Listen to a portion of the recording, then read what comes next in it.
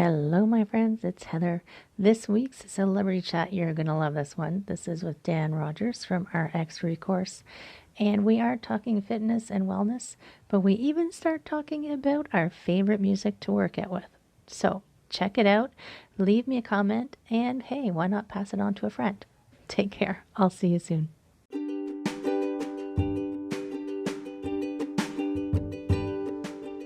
Hi, my friends. Welcome. This is the Back to Me podcast, and this is Heather, and I am super excited that you're here. You are going to hear some tips and some tricks and some ideas to help you live your happiest and healthiest self. I call it Back to Me because when you are taking care of yourself, back to me, then you can take better care of others, and we can all make the world a better place. This is Wellness Your Way, and I am super happy that you're here.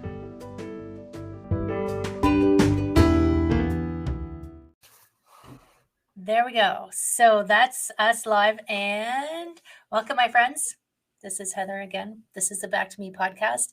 And today is another Celebrity Coach Chat, which you know is my favorite day because I get to talk to cool people. And it's the super amazing Dan Rogers, RX. I love the name of your company, rxRecourse.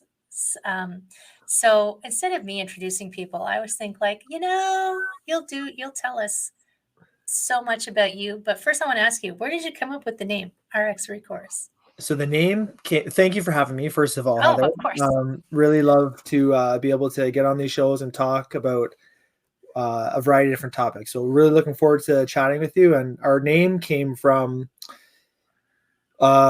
prescribed help for people who are stressed out. Oh, yes.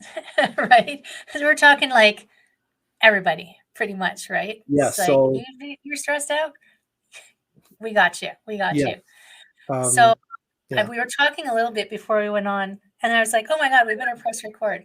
So you told me you had a background in hockey first. Is that where you started into fitness? So I'll give a little background story. So yes, hockey, played OHL, played CIS hockey. Was very fortunate to have a life that afforded me to play these levels and things like that. But my requirement for hockey was to be in good shape, and I took pride in that. And so along the journey with staying in shape for hockey, I found CrossFit. That's my traditional background. I've been doing that for over 12 years. Right. I don't do that with my clients, but that's how I kind of fell into coaching. And so that was a long time ago, in 2008 or so. I took that with me to university, stayed in really good shape. I still would say I'm in really good shape, and have been able to find opportunities over the years to be able to coach others in their own version of fitness at their own in their own journey. And so yeah, we started that. I had my own gym for over 7 years. While we came into our first lockdown, we saw a lot of our members hurting emotionally, lack of access to resources for workouts, our corporate friends really struggling with work from home. We started rxRecourse, and we've been trying to help people in the corporate setting since. But my team environment, my successful team strategies for winning championships and being a good teammate and all those types of things, we've parlayed that into hopefully some successful corporate strategies to help with cultures and workplaces in a corporate setting. So did you go mostly, like you had a gym? So did you I think you closed your gym, right? Or is it still? Yeah, we did. So we were open 2014, and we were in Right. Mississauga area, and we had that operating up until May 2021, and we decided to close for me to work on rxRecourse full time. It was a tough, probably the hardest decision of my life. And still there's other gyms opening and things like that operating. It's still challenging for sure, but it was the decision we decided to make that was best for our household.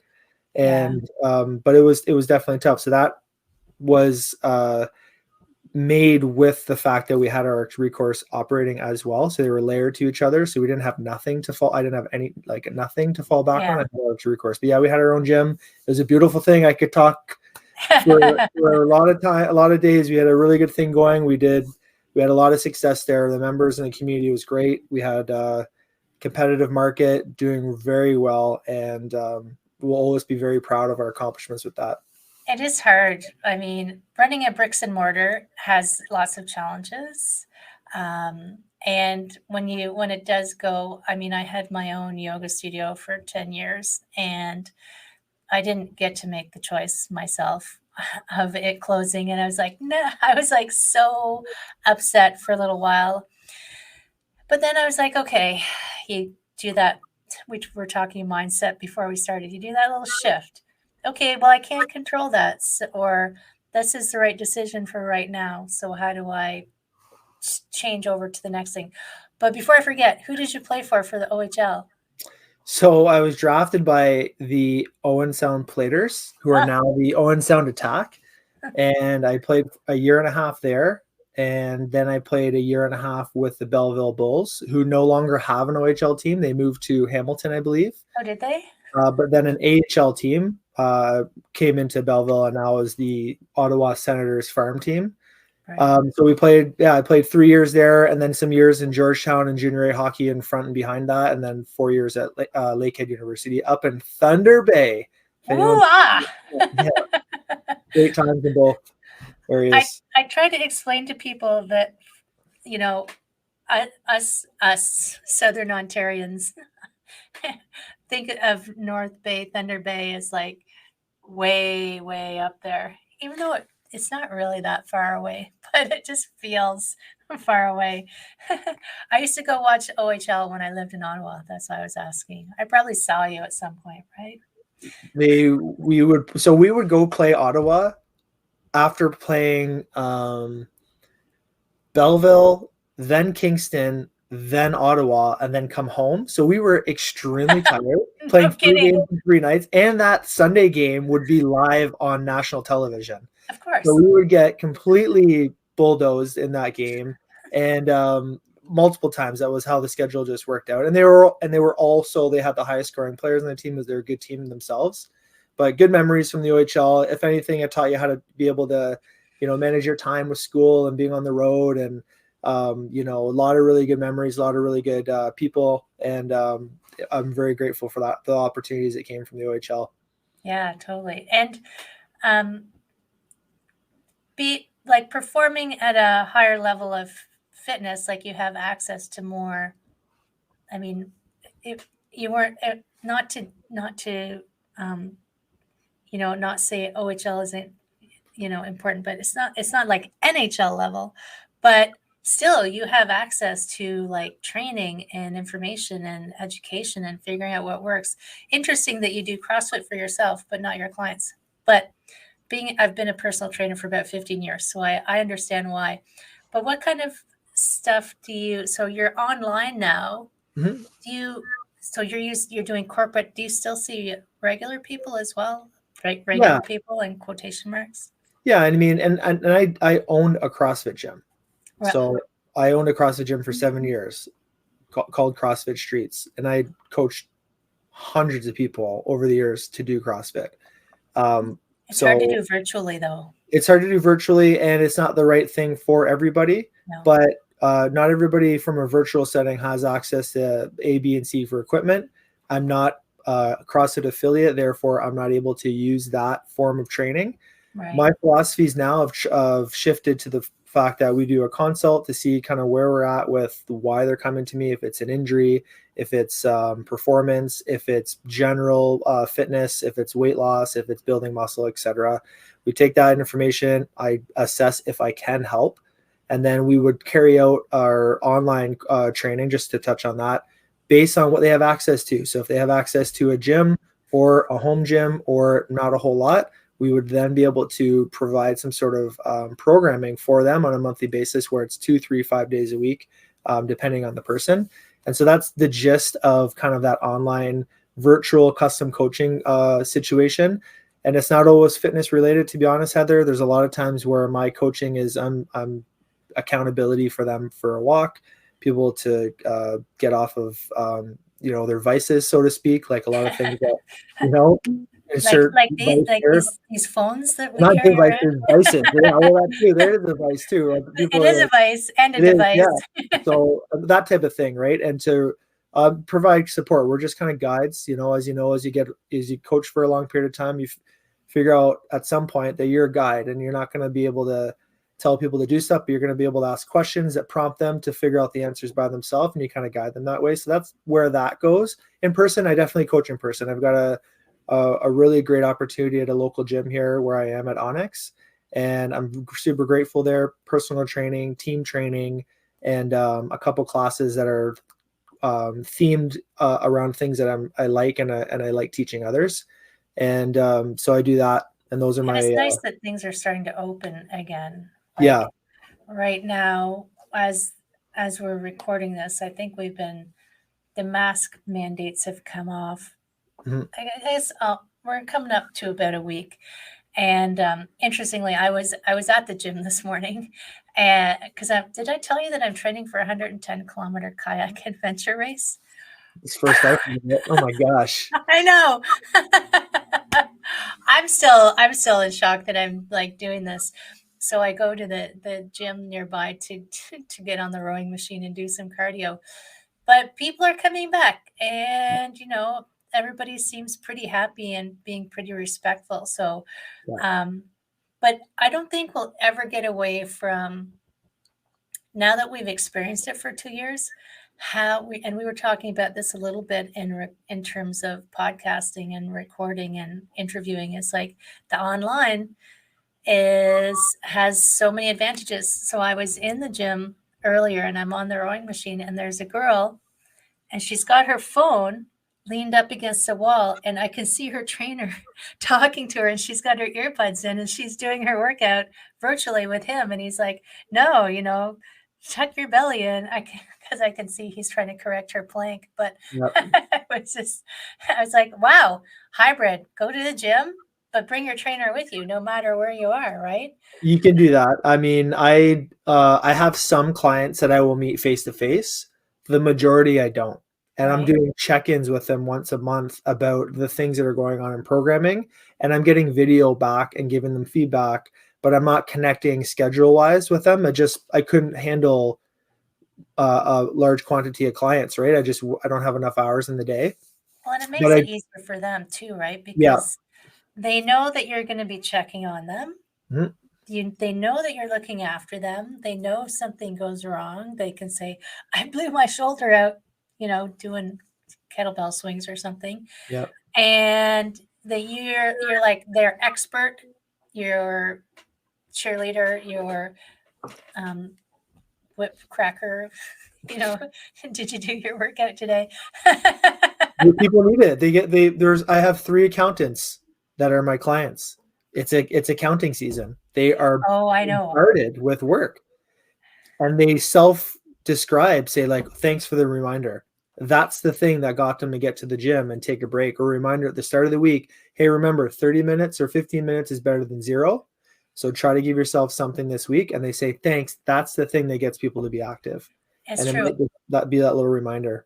It's true. I'm my first career, I was an accountant, so I know they're in the middle of tax season and blowing their brains out.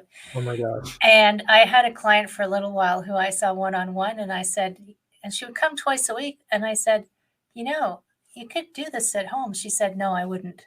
I have to come to see you. It's like, okay, valid. And so do corporations hire you to come in, or do you just find that corporate people come to you, or do you kind of do the whole schmozzle? We have established our company as being completely virtual, and that was to safeguard ourselves from lockdowns. So we had felt very intimately the impact of lockdowns with our physical space, CrossFit Streets being closed, open, close, and all that stuff. And we thought, well, let's protect ourselves long term. I want to be able to, if I want to, with my wife and I, go to a beach and still coach remotely for a week or 2, and then come back and do whatever it is that we have going on in person. So that's what we're setting ourselves up for. Obviously, there's a growth process to get to that point, but that is the long-term thought for us where we want to gravitate to. So it's all remote. So what will have happen is we are in a call with teams, or we're overseeing programs or overseeing content distribution to the teams that we're working with. There are times and opportunities, I would think, now that things are opening up, for us to be on site. But we've never demanded that from any of the coaches, and we've communicated in advance to say, hey, we're fully remote. we're virtual. There's no requirement for you to go on site for anything. I might, but I don't see that being, the big portion of our business. So is that corporate teams or sports teams or both? Corporate teams. Right. The main thing is to be able to talk with a team lead that has identified that there's burnout, Oh, that the yeah. conversations are maybe, surrounding, everybody's working for the weekend and it's Friday and I can't wait to get to Friday. And there's this like inherent sigh of relief once they get to like reprieve from their workday, and there's just like bad habits all over the place, and people are maybe taking leaves of absence, like all these types of Well, and things. I also found, because I mean, I still operate as an RMT, and I found that a lot of the people who are coming to me working from home is going back to that reminder. They would not stop working. Yeah. They didn't have the boundaries in place because they hadn't experienced the work from home. I mean, entrepreneurs are notorious for it, that you work every single day and you forget to turn off the computer. It's time to go to bed. But if you were used to yeah, I know. It's like, when you're used to going to work as an office and coming home, you don't have that same kind of mindset of like, I don't have to work every minute of the day. I can actually close down. And I think some of the early burnout was coming from some of that. Plus, they didn't have a very good setup for their home office spaces. But so I was I was just thinking, like, we were talking mindset, like, do you help people figure out how to incorporate that kind of balance, I guess? How do you help them do that? I know that you do. So, So we would work with that corporate team, and we would say, like, a lot of people want to take care of their health and wellness as an employee at a company. They want to, but they don't feel like they have time, direction, or permission. right. Permission's a big one. And so we want to be able to work with team leads, who are the ones that we would seek out to as leadership group or person, to provide permission for the rest of the employees to take an hour to work on their wellness with us leading the ship for a health workshop, or collectively make it okay that within your time spent at work, you've got a period of time with which you can allocate towards the challenge with which we've rolled out, if it's a physical challenge, or they're providing resources for their team to be able to read or dive into at work, consumed and absorbed at work. And the permission is verbalized and written, documented. You have permission at this day and time or during the week to absorb this and take breaks, as one example. Right. And it is important because, like, I've had bosses where I thought they expected me to be, even before COVID, like, emailing you at 3 a.m. or calling and leaving you voicemails on the weekend. And if the boss doesn't recognize that that's too much, like, that's a challenge. That's a challenge to be in that situation. But it's so good that you actually incorporate that as like, you have permission to do this. So to even take a lunch break, for God's sakes, like, come on. Yeah. It's so the challenge part too, Heather, is like, okay, so you're in an office space, you have a meeting in boardroom 1, and you have another meeting with Joanne in her office. So there'd be a distinct, you physically get up and walk to that next office. So there'd be a break, right? There'd be a mental break, there'd be a time spent not in a meeting, etc. And you go to that Joanne's office, and now you're meeting with her, and then to Jim's office, etc. There's walking around. You'd go get a coffee. You might get a coffee. You might leave the facility for lunch or go for a walk, etc. A lot of that is now self-imposed breaks, with which have been minimized or diminished because you just close Zoom, open Zoom, close Zoom, open Zoom. And there's no time in between. My wife lives the life that I'm talking about. Oh, no. So I'm very close to that on a daily basis. Sometimes I'm like, do you need anything? I have time during the day. What do you need? She's like, water. I haven't even had enough time in between calls to go get a glass of water. That's where corporate clients are at. Yeah. And a lot of companies. So what can we do? Well, we might not be able to necessarily negate the impact of that back-to-back stuff. We might not be able to help them with working better. We might not, but we can definitely help them live better with their time away from office hours. Right. So what can we do to help them recoup, recover, etc.? So we provide strategies, solutions, and considerations for before, during, and after their workday to help them with combating the stress that arises with these back-to-back calls, this change in dynamics to their workplace, and the impact of performance at their work in a corporate setting, etc. That's where we come in, and we work with them in a custom way that is based off surveys, response and feedback from the group, check-ins quarterly to make sure things that we're offering are benefiting the group, and we kind of navigate that to give a description to your audience here about what we do. And are you finding, I find it as a massage therapist in my massage practice that I see the same thing a lot. I call them desk jockeys. So the office workers are like, you're an athlete that rides a desk. So you've got these commonalities of injuries or things that are going on. Do you see a lot of commonality with your corporate teams, or do you just see a commonality with people in general of what they tend to need or don't need, I guess? So you could just assess the actual physical space that you're in for sitting. Even if you have a really nice chair, you're going to have a lot of things that are shut off and not activated or used during the day. You're going to have shortened areas, hip flexor, pec minor, rounded thoracic, posterior chain. Everything gets like a little bit off of what is optimal. So that's common amongst all people. And then people are curled up on their couch and typing for 8 hours. Why does my back hurt? So that oh my gosh, they don't, do they?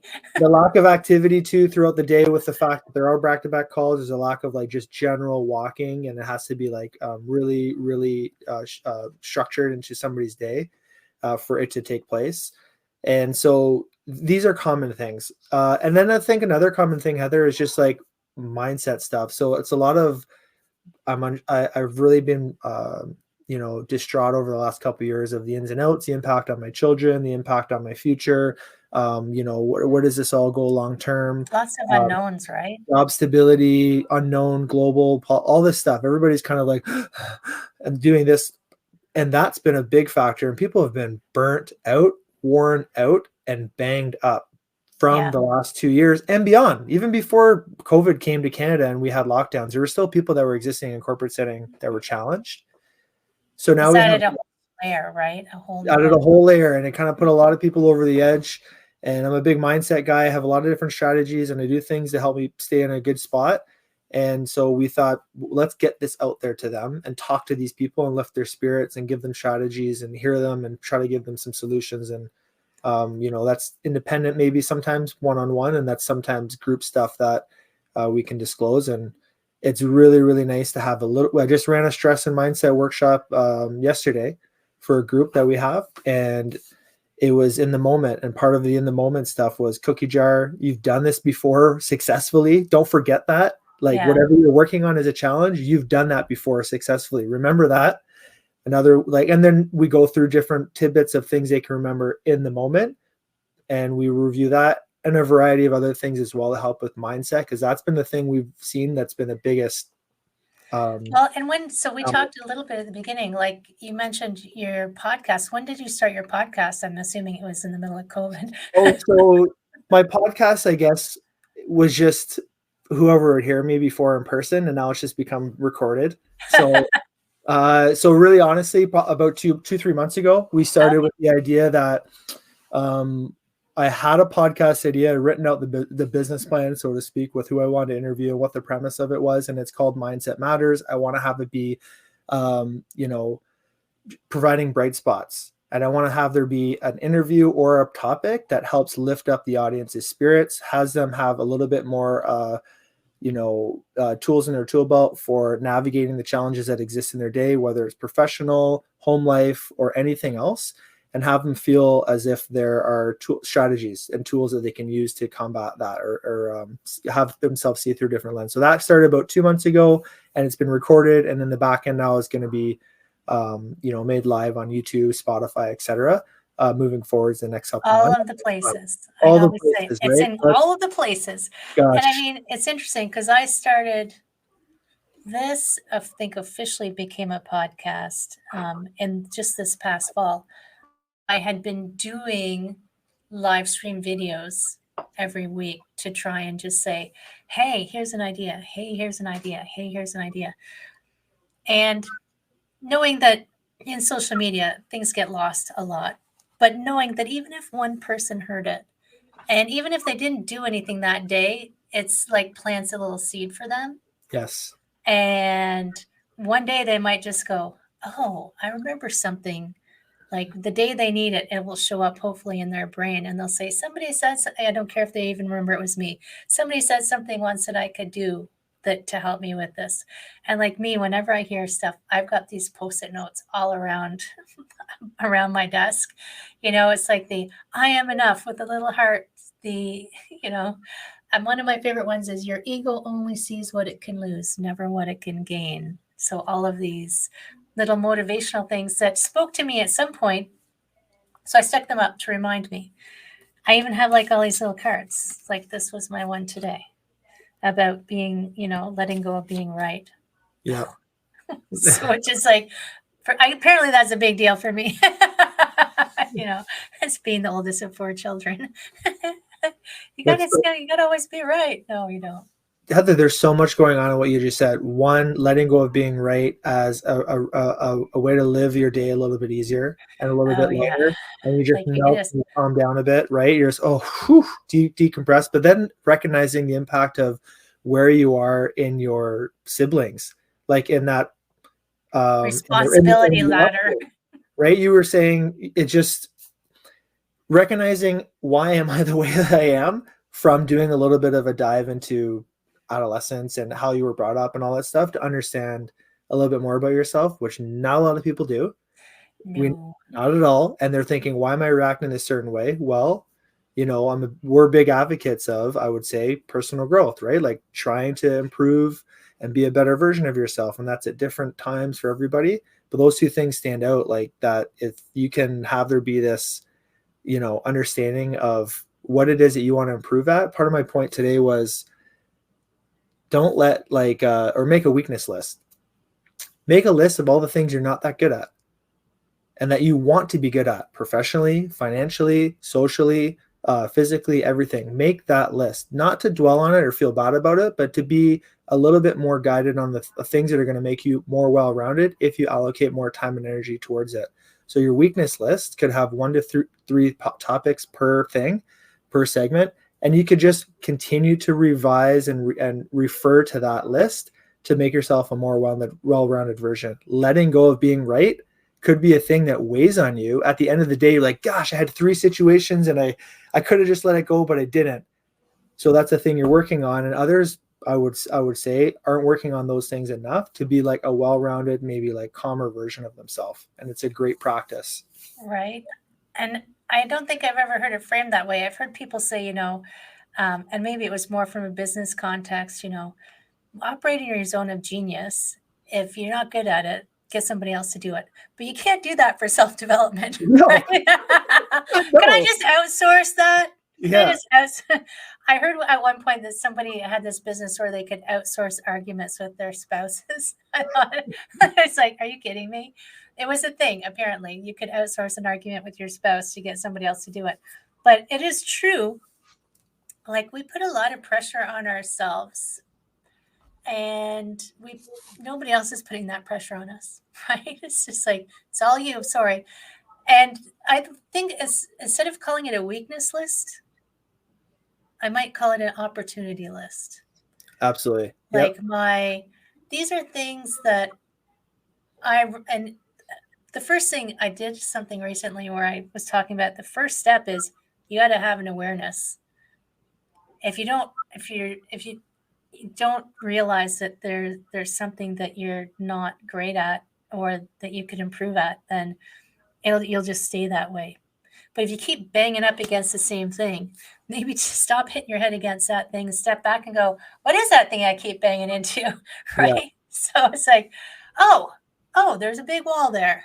Where did that wall come from? Did Yeah. I build that wall myself? I know my metaphors jump all over the place. I'm like, I can interweave metaphors like crazy, but be aware of it.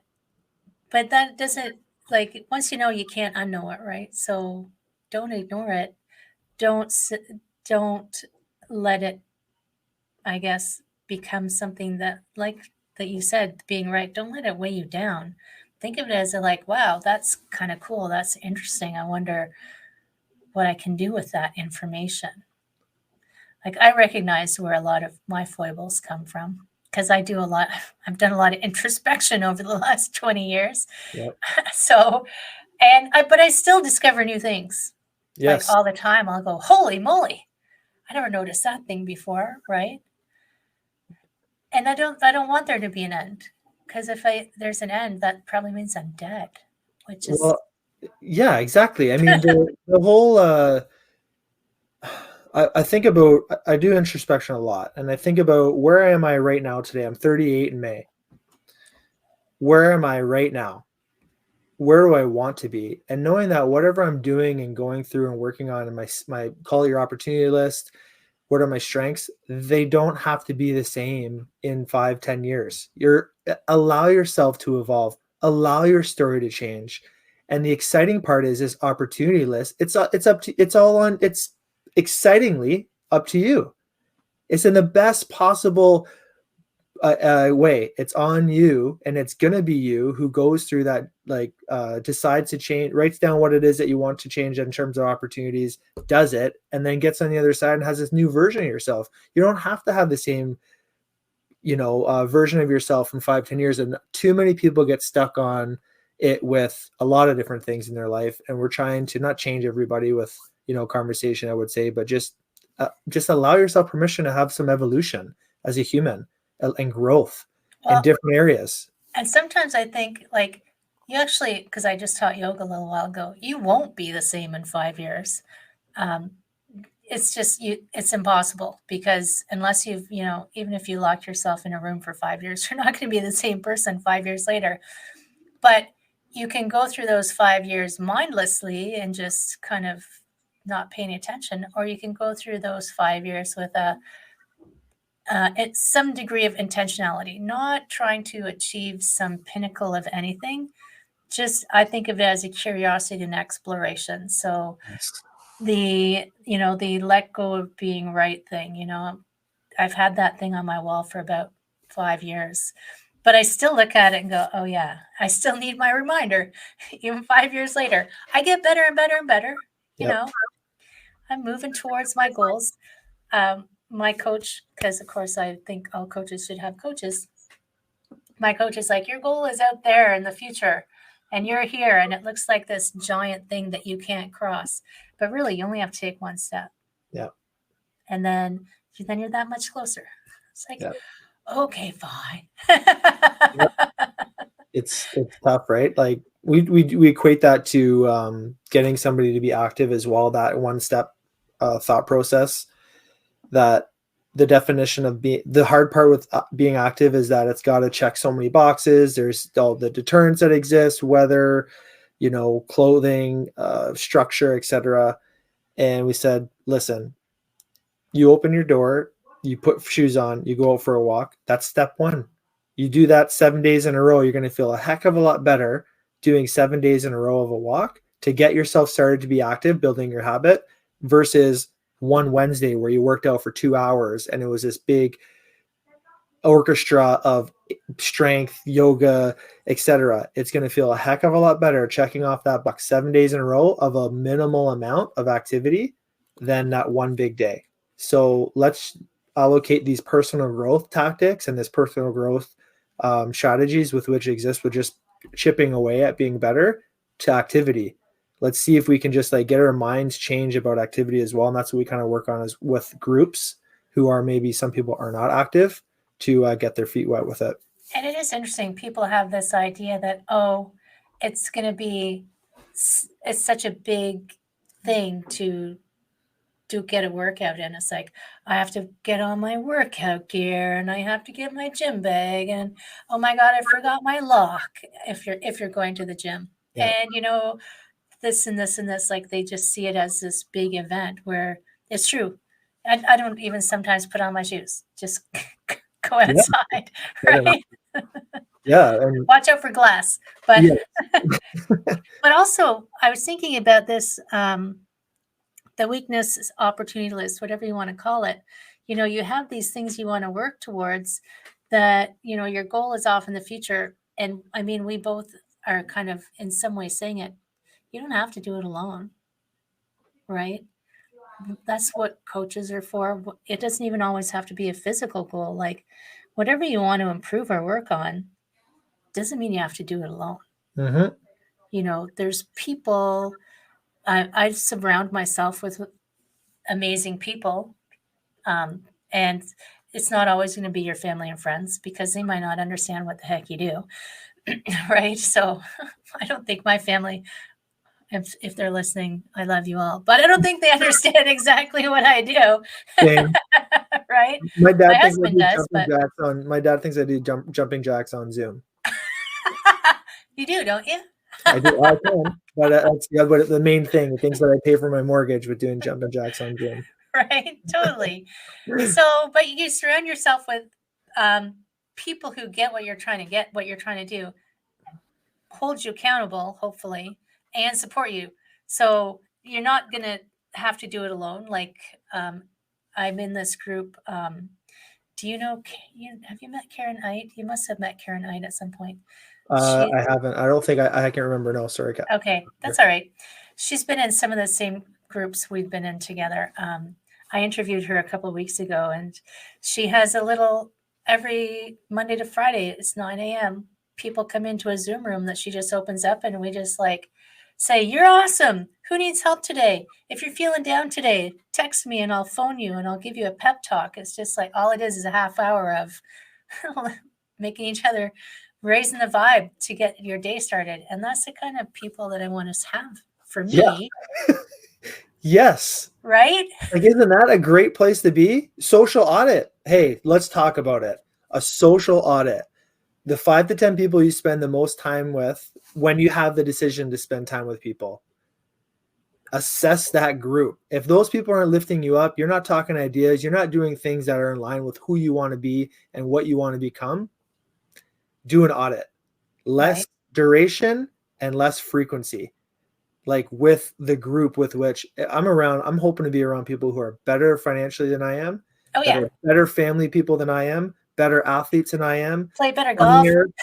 Play better golf, everything. I want to be around all those people and try to keep up in the best way, right? In a way that it's going to benefit me personally as I grow as a person and become a better version of the one person I want to be in the ways that I want to become better. So, but yeah, like a social audit is invaluable. And like, who do you want to be?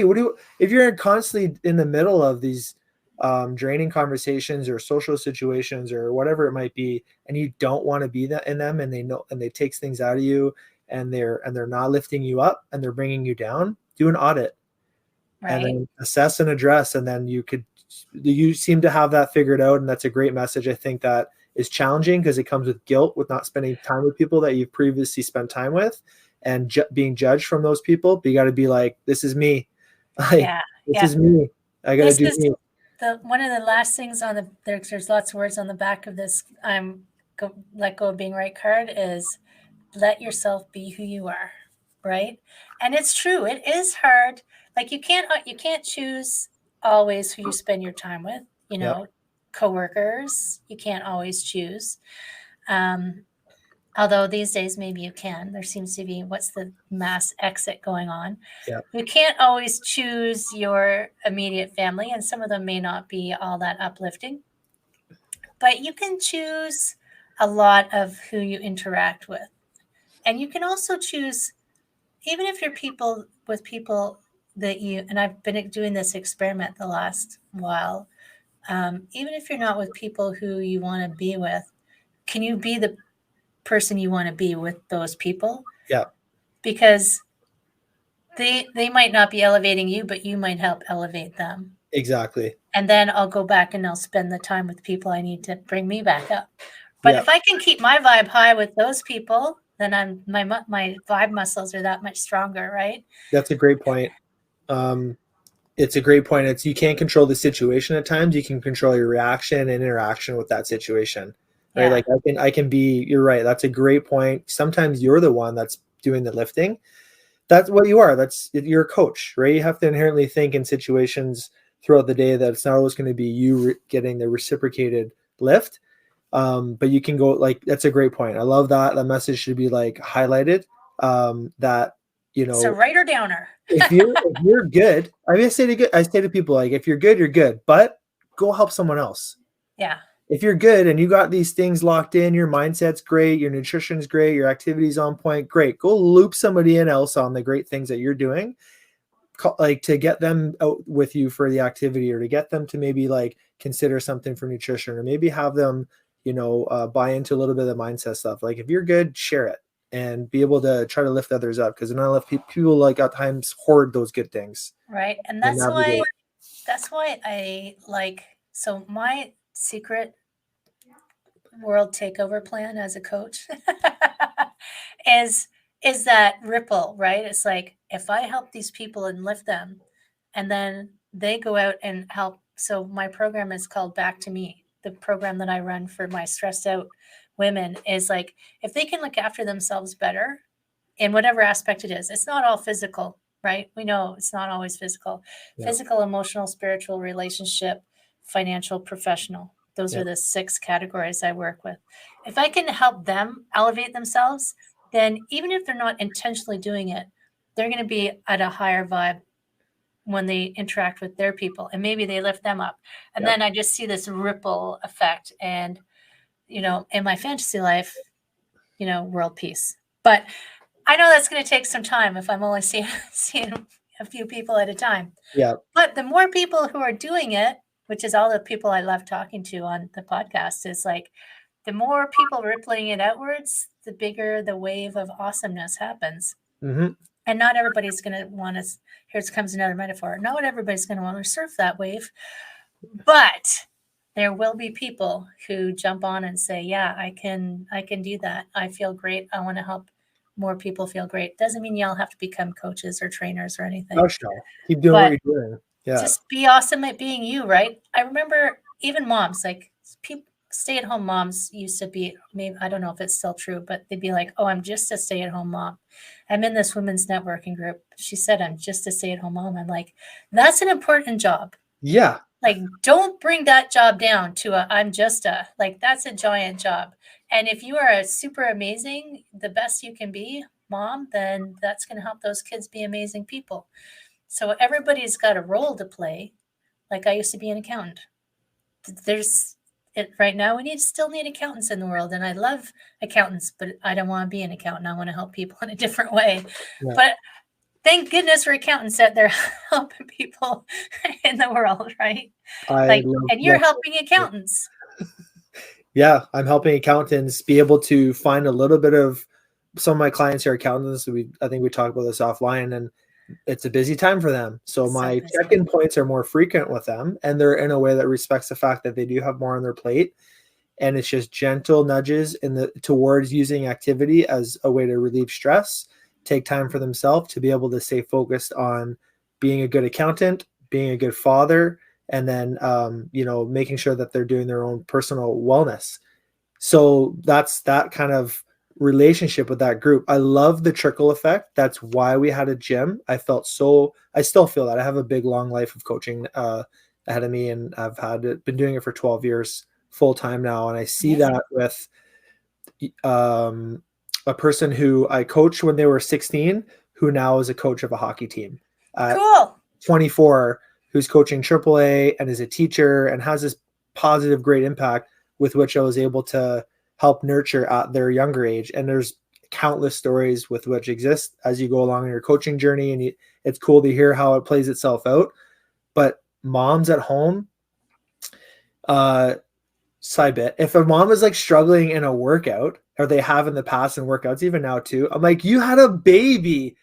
You had a baby. This is a couple lunges and a something, you can do this. And not in a way like, remember you had a baby, like you can, it's impressive. So anyways, like not enough credit, and people don't get like, part of the mindset talk that I've given is give yourself a pat on the back once in a while. Like some recognition goes a long way with, that you did your best for the day with what you were setting out to do. That was your best. It's a 4 agreement stuff, right? Like do your best. So that's what your best was. You can't do more than that. Pat on the back, great job. Next day, I might have a better version of my best, but that was my best. Moms don't do it enough. Dads don't do it. not enough people are giving others their recognition. So you need to do it yourself to create these good vibes within internally that you can now go feel good about yourself going through your day. And I think there's a lot of value in that. And but that ripple effect of you coaching others is a great thing. That's why I coach. It's a big reason Right. why I coach, and it's a big factor. It's so true. And you don't always know the impact you're going to have, which is okay. Cause it's like, I don't have, go all Buddhist. I don't have an attachment to the outcome, but I'm still going to keep working on that outcome. And I just remember, because you don't know the impact you have on people all the time, right? Even if Sure. you just smile at someone, you don't know how that rippled out, where it's like a random stranger walking through the park. But when I worked one of my corporate jobs when I first moved to Toronto a whole long time ago, I only planned to stay in Toronto 2 years, by the way. I've been here like 25. So this was one of my first ever management jobs, and I didn't know what the hell I was doing. And I was not in the greatest of environments, and I felt stressed out, overworked. Like it was not a great environment. But I tried to look after my staff as best as I could, never having been a manager really.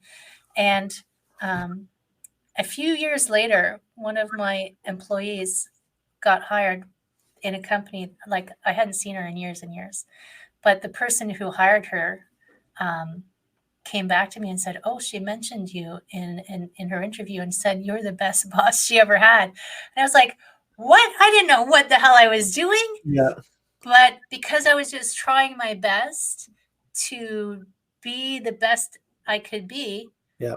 she picked that up and I supported her somehow. And like, you don't know what impact you're going to have. So Absolutely. I just think of that all the time. I'm like, and it's so true. You don't ever, people don't stop and celebrate, even if they do some huge thing. It's like, whoa, like I worked out today. Take at least 5 seconds and go, yeah, and like enjoy that, right? Yes. Or whatever it is that you achieved today. We don't ever pause to give ourselves credit for our awesomeness. We're always jumping to the next thing. I Yeah. don't know if that's like we can easily blame social media for everything, Yeah. but maybe it's not social media. Maybe it's just we're these machines. Next, next, next, next, We're next, like next. in the production line of like just existing in that kind of, for lack That's of a a better good term, word. rat race, right? Of just like, okay, Yeah. next, next, next. Say, whoa, whoa, whoa, whoa.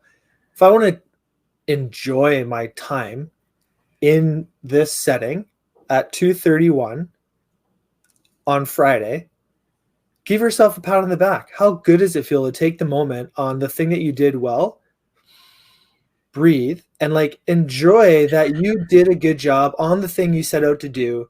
Good job. Like, and then you don't have to dwell in it the whole day or swim in it, but you can be in it for a bit and then like move on with the rest of your day. But that creates vibe after vibe after vibe of really good things for you and personal confidence and just feeling good about your time on earth and not like just always living in the past or in the future, right there for a moment, and then you can get back to business. Yeah. And it's such a good habit to practice for all things. Let's just think about the things that are challenging about getting a workout done.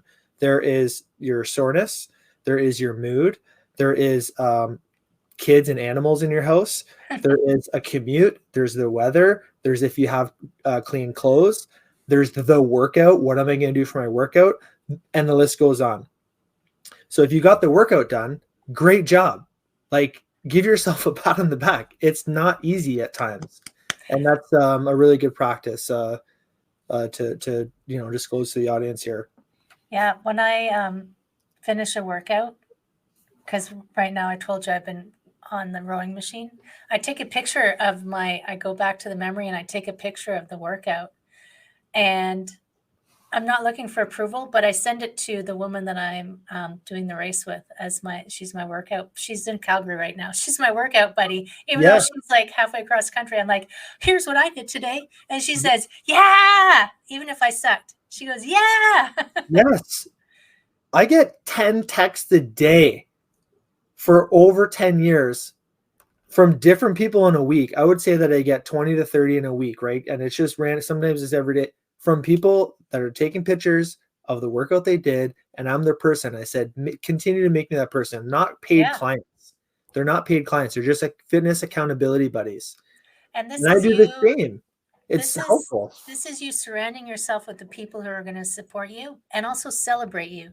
So I'll lift you up if you need a hand, but also cheer you on from the sidelines while you're killing it, right? Yeah. Which is another part of my favorite things. One, these are a few of my favorite things. No. We were singing this morning, that group of that I meet during the week to like raise our vibe. This morning we were singing on Zoom, "Que Sera Sera" with Doris Day. Like, you just Yeah. gotta bring it out there and have a good laugh and have a really good time. Yes. Agree. Because life is too short Yeah. to Yeah. like be unhappy all the time. Yeah. I understand some days I'm in a bad mood and I might be crabby, but I try not to spend more than like half a day there. It's Yeah. like if I recognize it, I'm like, ugh, this doesn't feel good. What can I do? Yeah. Like, how can I switch it? Sometimes it's just putting on Zumba music or something, right? You want to talk about music as an influence for mood? I mean, that's the thing that prior to even stepping into the gym could be the thing that just gets you feeling better about going to start a workout, or relaxes you. I listen to Van Morrison as a go-to live Van Morrison, Right. and it takes Showing me your away. age, man. It's really good, and it's really really relaxing. And I go to it at times where I know I need to regenerate from coaching, because you give a lot out, so you need to Yeah. regenerate. And but like I lean on it. I lean on these deep dives into some live music of stuff that is really good for what I think my soul. And it's a valuable tool that is not like heavy metal or anything else, but like something that either lifts you up and you're moving or just relaxes you a bit. And I really like hearing about what those things are for others. I ask that question a lot. Country music gets chopped up. I had a 0 to 100 rating in a class last week, and I got like a bunch of 2s and 5s. I know. I play. Have you seen Brokenwood Mysteries? I think it's No. on. I think it's on Acorn TV. It's a New Zealand murder mystery, but the head detective plays country music, and I liked it so much that I downloaded the soundtrack. But when I play it in my Tai Chi classes, they're like, "What's with the country music?" I'm like, "But it's so good." With So, like what you said about there's bad days, right? And that you're gonna go through that. That's kind of like, for me, what I feel like country music represents is that there's gonna be things that happen. You're gonna lose your dog. You're gonna get stuck in the mud. You're gonna, truck's something's gonna gonna happen, break down. whatever. Life, right? Like surfing, and then going through it, and it's gonna pass. If a really good day happened, that's gonna pass. A really bad day happens, that's gonna pass. You feel Yeah. really good, right? Like, so that kind of is what country music is for me. And I like it, but I don't lean on it by any means as if I would. And everybody's got their own jam on what they like to listen to. So when I'm rowing, I listen to Eminem. I know, right? But Yeah. if I'm chilling, I listen to country music. Or if I need to up my mood, I listen to Zoo. Like, it's all over the place. It's so funny. If I need to concentrate, I listen to Mozart. Like, Yes, that's right? another factor too. Yeah, I listen to instrumental hip hop. So it's just the background, like jazz instrumental hip hop, and it's just got good kind of ongoing, but no lyrics whatsoever, and it just kind of flows through. But it's good concentration, let's say, stuff. It's really Right? nice. Like, I love talking about music and the fact that everyone's got a different like experience with it, and concerts they've been to, and what works for them in certain times in their day, and what memories come back from it. It's a really cool. I think that's like really hits home with a lot of people. And it's like something that, because I think we started talking about this, like, if you're feeling down, what do you do? Like, put on something that makes you feel good. Yeah, Because music shifts you so fast, and music can shift your mood, can shift your concentration. You can feel like, I can't do this workout. You put on the right tune and you'll kill it, it could happen. right?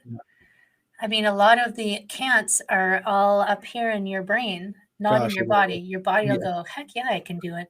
That's yeah. how that dude did that plank for what? How long did he do that plank for? I don't Like know. 24 hours or something ridiculous? It's a He was a lot. Navy SEAL guy. It's like, how did he go to the bathroom? But these are the things I think about. But seriously, like, find what works for you. Maybe it's calling a friend. Maybe it's calling a coach. Maybe it's having a mentor. Maybe it's I meditate in the morning to like get my day started going the right direction. Maybe it's just a glass of water. Sometimes a glass of water is all I need to perk me up. Yeah. But it's going back to the awareness thing. It's like awareness of how you're feeling first. Like first you got to know where you are. Then once you identify that, like what's your solution? What's your next step to get you having the day that you need to have, or the thing you need to do, or what's going to be best for you, right? Okay, so I'm going to go into my coaching background here. And we would be, if I had a new person come into the gym that was building a habit, am I going to present them with all their weaknesses every time they come in? That's going to be not fun. Some skill They're not development. coming back. They're not coming back, and it's going to be boring. They might stick around because you're grinding it out, but there's a lot of times where it's not enjoyable. And I need that experience to be repeatedly enjoyable and them working at skill development, but it's mixed in a way that works for that person, etc. But just knock things out of the park sometimes. Pick things that you're really good at and just do them. Don't always be working on weaknesses and opportunities. You really like one meal or one thing that you do or whatever it might be, and you're not feeling that good about yourself, do a thing you're really good at. That's it. And like do it again the next day and continue. And enjoy it. Yeah, and enjoy it. Like you don't always have to work on weaknesses or opportunities or grind away at skill development. Just knock it out of the park with something you know you're going to knock out of the park. And so like give yourself that once in a while. And then celebrate. Yeah, exactly. And then do something hard. Yeah, the next day. Yeah. Right. It's just, too much time grinding away at your opportunities and things like that, which can put a little bit of sludge in your day. So it's nice to have there be these times where you feel good about yourself with a thing you're going to knock out of the park. Yeah, totally. Yeah. So good. Oh my gosh. So many things, so many ways we go. Like I knew when I was going to talk to you that we could talk forever, but I want to respect your time. So I'm going to your website is rxRecourse.com. Is that right? Correct. Yep. And it's going to be in the chat boxes. And if you missed the chat box, check out the announcement. So for sure. And it'll be in the show notes everywhere this shows up. You'll be able to know how to get a hold of Dan. And I'm going to put in the location of your podcast too, if it's up and ready to roll. I will send that to you. Yeah, send that over to me because people are always looking for podcasts, and and I'm not offended by it in any way. Not everybody loves me, but they might love you. So I want them to connect with you. Thanks for that. Thanks for having me. I really appreciate it. I love talking about this stuff, and hopefully there's things that came up in conversation that resonate with the audience and help them with their day to live a better day. Because we're just trying to help, as coaches, help people, and that's what wakes me up in the morning. That's what we're doing. That's everything we're looking to do. Thank you so much, my friend. Such a good conversation. I'm sure we're going to do it again at some point. Awesome. Thanks, Heather. Take care. All right.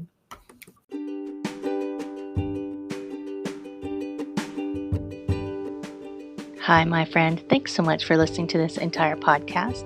If you found it useful and you're like me and you like helping others, please feel free to share this. Give it a like, give it a comment. If you found something useful in it, there's a chance that someone else will find something useful as well.